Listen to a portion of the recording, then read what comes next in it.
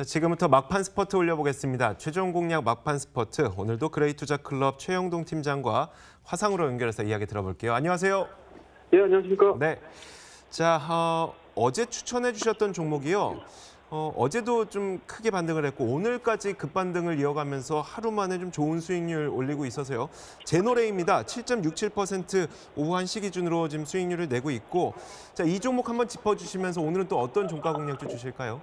예, 알겠습니다. 좀 빨리 말씀 좀 드리도록 하겠습니다. 자, 제노레이 전일자에 저희 이 시간을 통해서 말씀 좀 드렸던 종목이고요. 오늘 상당히 좀 좋은 모습들 유지가 되고 있는 상황인 것 같습니다.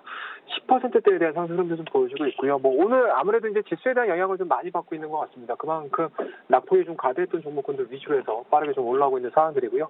뭐 제노레이 같은 경우는 시황적인 부분들뿐만 아니고 개별적인 이슈 자체가 뭐 워낙 좋았던 부분들이 좀 있기 때문에 지수에 대한 회복세가 좀 진행이 됐을 때 뭐 조금 더 크게 좀 움직여주고 있는 그런 형상을 좀 보여주고 있다라고 보시면 좋을 것 같고요.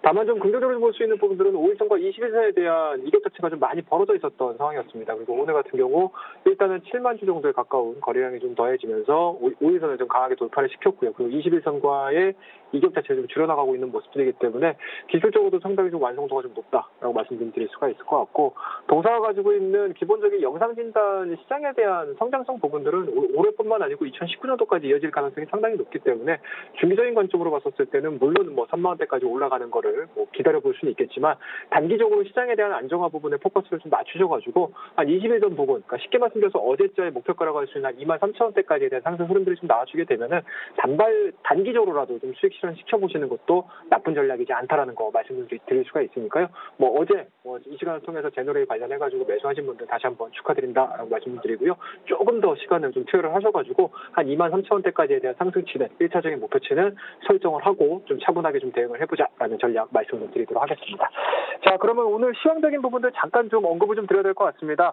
자, 오늘 변동성이 상당히 좀 큽니다. 자, 코스닥 같은 경우도 마찬가지고 코스피 같은 경우도 마찬가지인 것 같습니다. 특히 코스닥 시장 같은 경우는 장 초반에 마이너스 1.5% 장중 변동성을 좀 보여준 이후에 중국 시장 개장과 더불어서 빠르게 좀 상승 흐름들, 그러니까 시초가 부분까지 올라오고 있는 상황들이고요.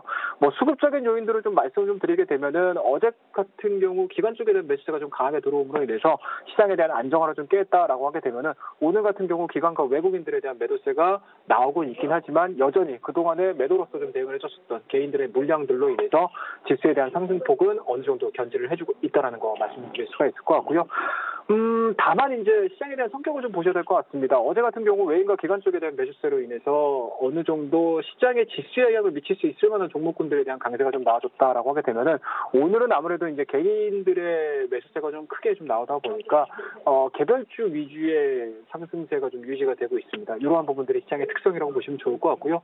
그러다 더불어서 이제 해외 쪽에 대한 이슈들을 좀 보시게 되면은 일단은 미중 무역에 대한 완화 기대감, 그리고 이제 북한발 관련해서는 어느 정도 좀 완화될 수 있는 부분들에 대한 기대감들이 좀 투영이 되고 있는 상황들이기 때문에 전체적으로 시장은 빠르게 안정화가 진행이 되고 있다는 거 말씀드릴 수가 있을 것 같고요.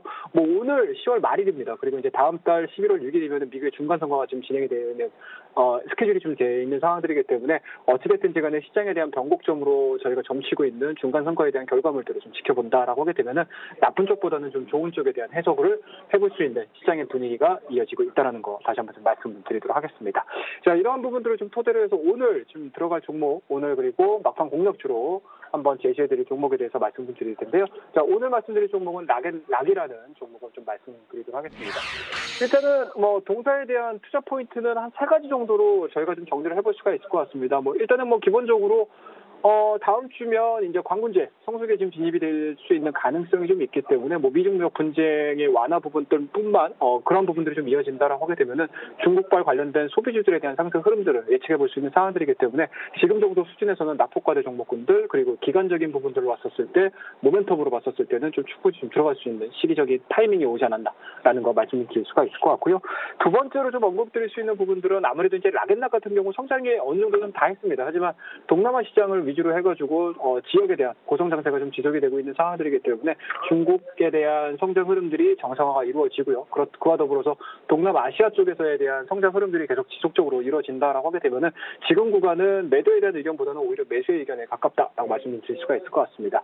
그리고 이제 마지막 부분들을 좀 보셔야 될 것 같은데요. 제가 항상 첫 번째와 두 번째에 대한 강점을 말씀 좀 드리면서 저평가 국면에 대한 얘기들을 좀 해드렸던 것 같습니다. 그렇더라고요. 그래서 동사가 가지고 있는 락앤락이라는 브랜드 가치에 대한 부분들을 좀 고려를 했을 때 상당 부분 지금 구간은 크게 좀 빠져 있는 상황들이기 때문에 뭐 지금서부터는 시장에 대한 상승 흐름들과 더불어서 동사에 대한 낙폭과대 종목으로서의 기술적인 반등 부분들까지 좀 고려를 해본다라고 하게 되면은 지금 구간은 뭐 철저하게 좀 매수 관점으로 좀 보시는 게 맞지 않나라는 거 말씀드릴 수가 있을 것 같습니다.